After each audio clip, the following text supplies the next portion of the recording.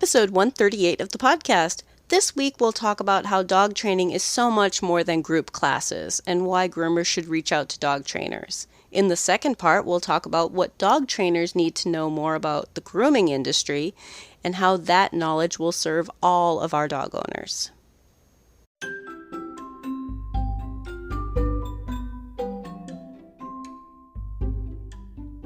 You're listening to the Creating Great Grooming Dogs podcast. I'm Chrissy Newmeyer-Smith. I'm a certified professional groomer, a certified behavior consultant for canines, a certified professional dog trainer, and the owner of Happy Critters in Nashua, New Hampshire.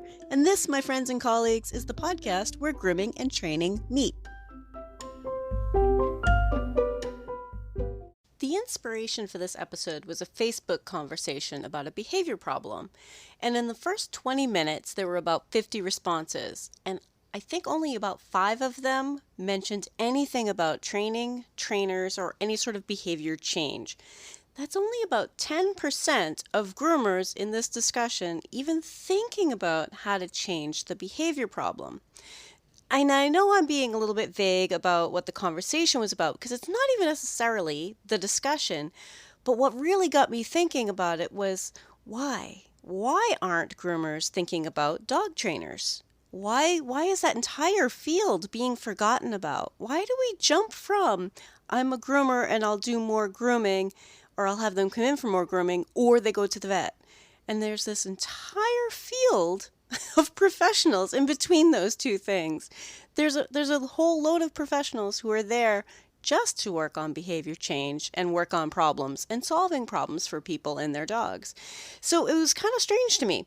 And again, I'm the 6-year-old who asks why. I will always be the 6-year-old who asks why. And I really started thinking about it. I think that what non-dog trainers think of as dog training is group obedience classes. So I think that when somebody says dog training, they have images of people walking around with their dogs on leash and they're walking around in circles and they're working on heel and they're working on sits and stays and downs.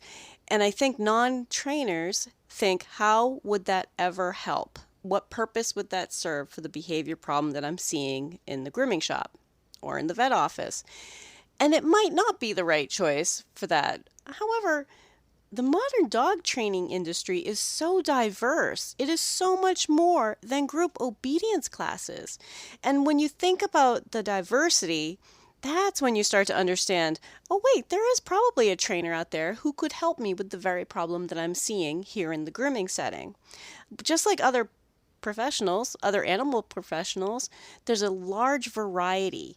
So I want you to start thinking about the knowledge and skill set of this other profession, this other whole group of professionals. And there are so many. There are trainers, there are certified professional dog trainers, there are behavior consultants, there's a wide variety of methods and skill sets. Of course, just like in the grooming industry, there are plenty of fabulous professionals who do not have certifications because it's another industry that is a trade. And I want you to think about the problem you are seeing is probably something that a trainer would analyze differently than you as a non-trainer would analyze it. You as a non-trainer. Here's an example. A lot of these problems that we see happening in the grooming setting are happening outside of grooming also.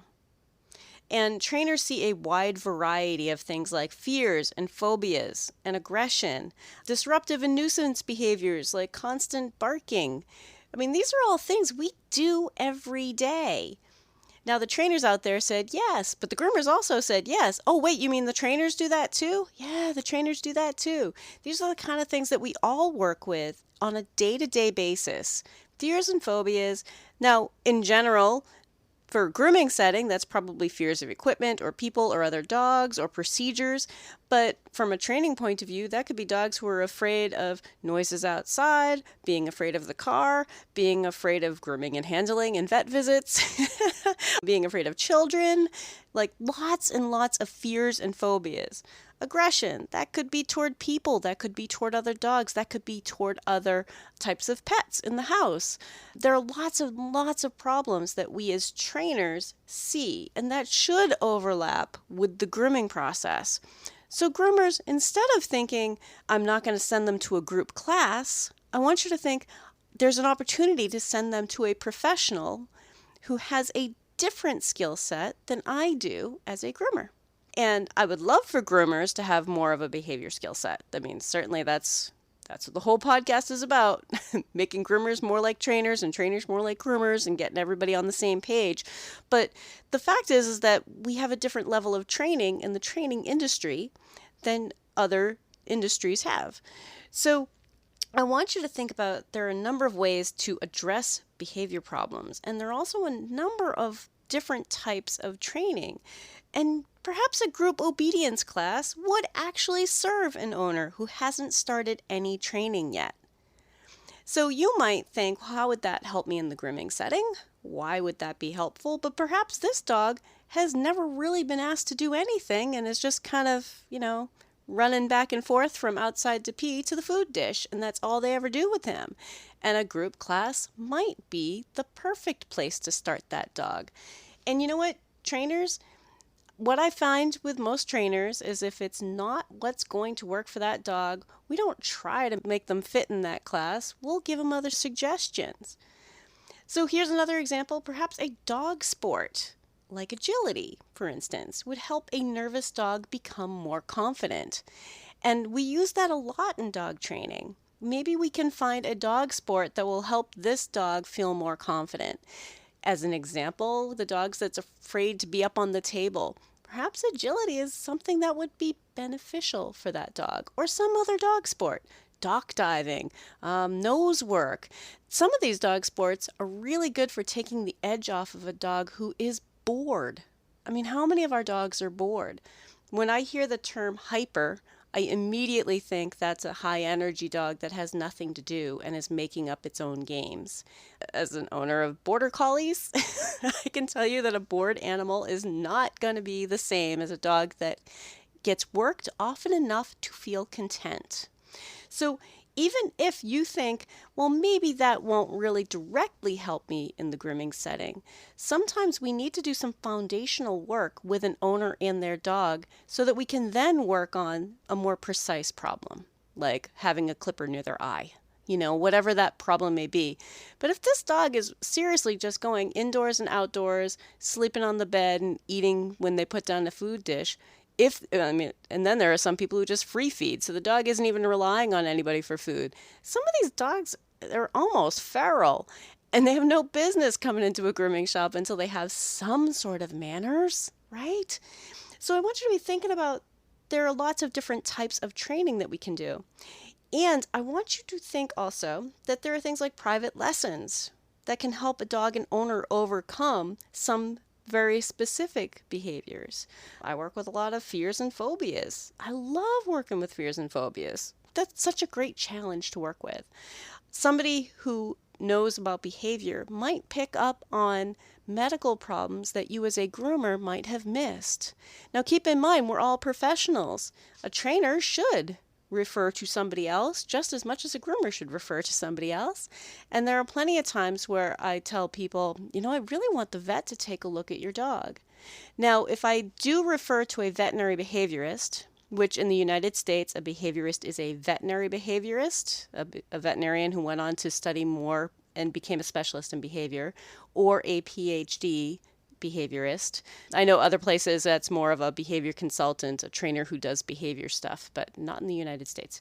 But there are times where I might send them to the vet and say, you know what, here are my concerns. This is what seemed really abnormal to me behavior-wise, and maybe we should think about a vet behaviorist, which their vet should do.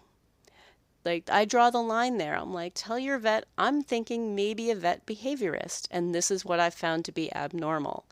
That's the limit of what I'm allowed to do as a behavior consultant. But if you as a groomer find a trainer locally and start talking to them about what you need in the grooming setting and what kind of problems you face, maybe a collaboration is perfect for our shared clientele, right? Our shared clientele, because trainers, I got to tell you, the dogs that you train, they have grooming needs. Groomers, I got to tell you, the dogs that you groom, they have training needs. And the veterinarians, they all need veterinary care, right? So we have this shared clientele, and we can build a better dog population and a more knowledgeable dog ownership by just collaborating together.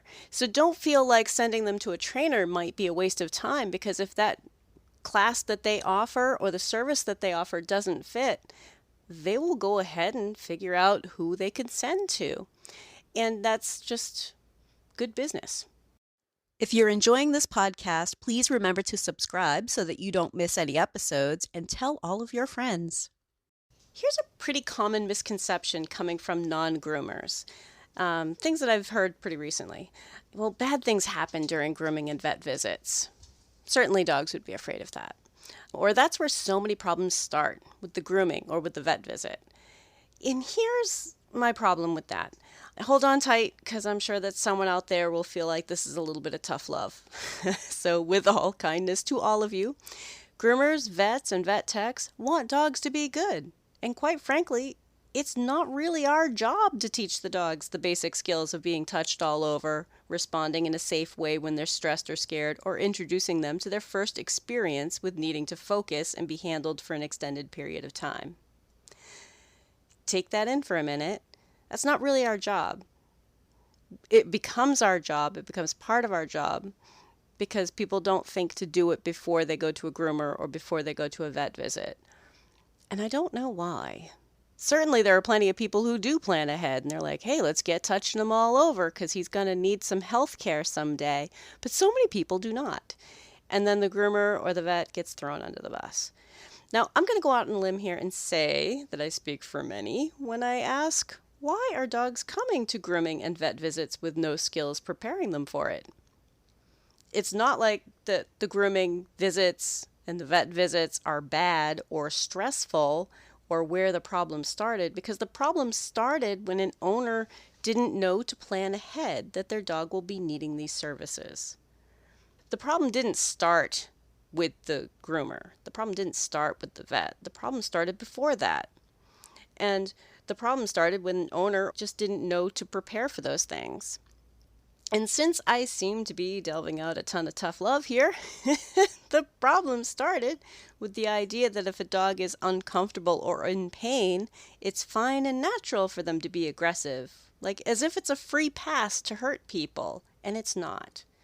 We do need to teach dogs to be comfortable with what we're doing, but we also need to teach them that we're trying to help them. We're trying to keep everybody safe. We will be doing things that are uncomfortable. Certainly when I was a vet tech, there were plenty of times I did things that were uncomfortable.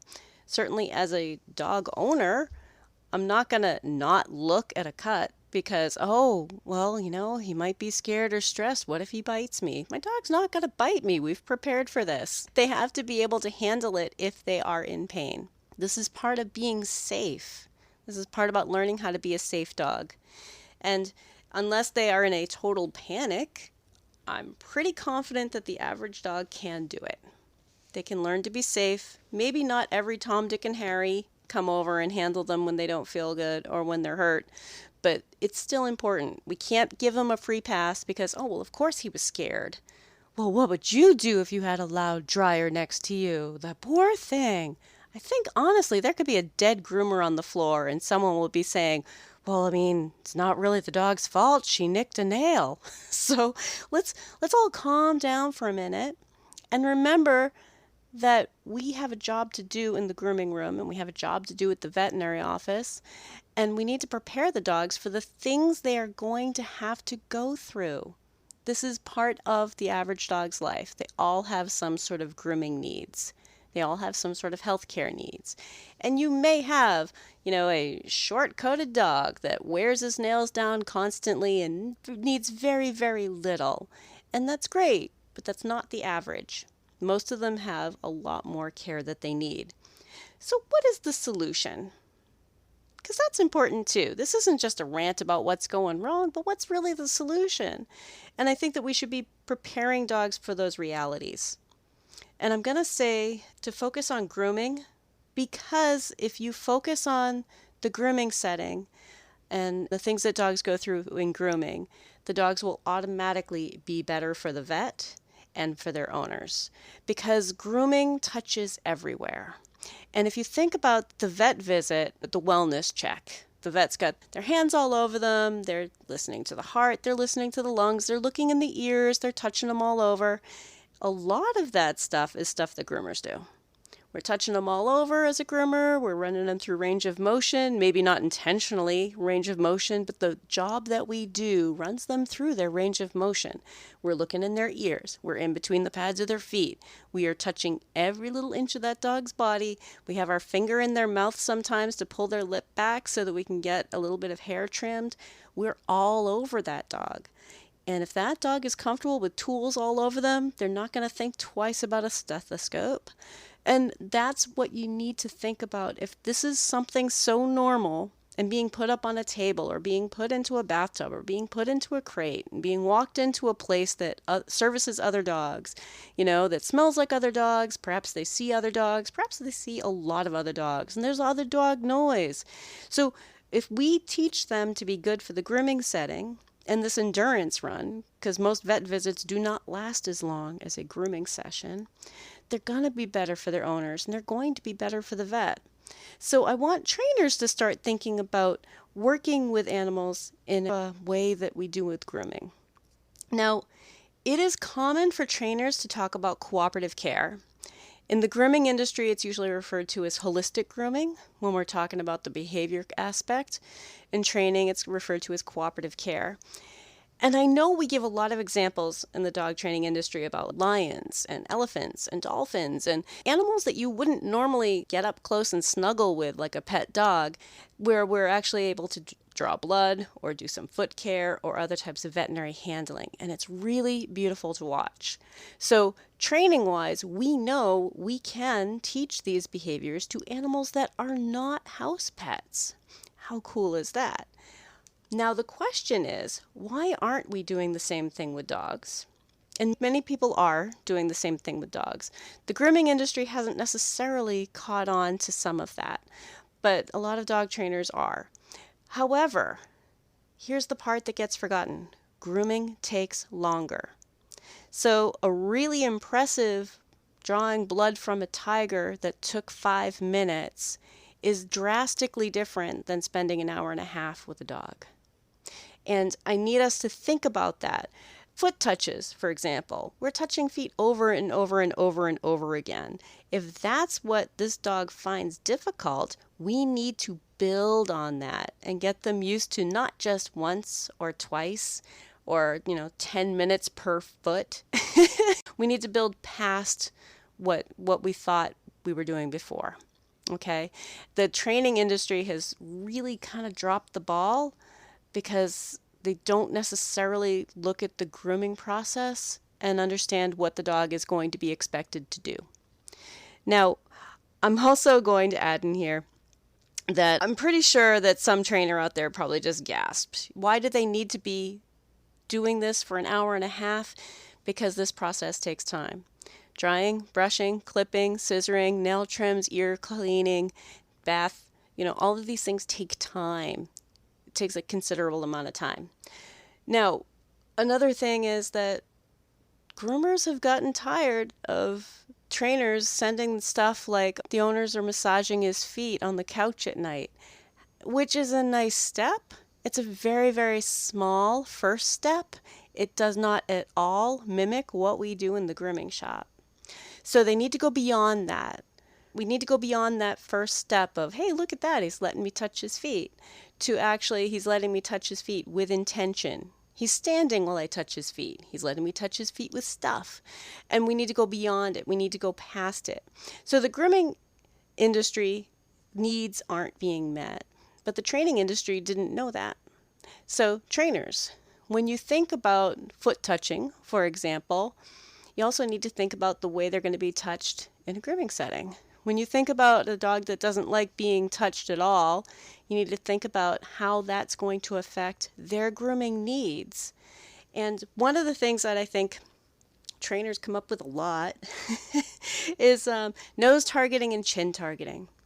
And someone out there is going to be very, very upset by this, but I like nose targeting and I like chin targeting, but I don't like them in grooming. Because frankly, there's no one looking at the dog's face to see if it moved off their nose target or their chin target.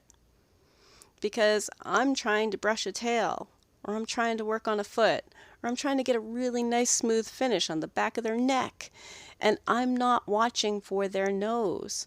So cooperative care, from a grooming point of view, is a dog who is holding still, is their way of saying, I am ready.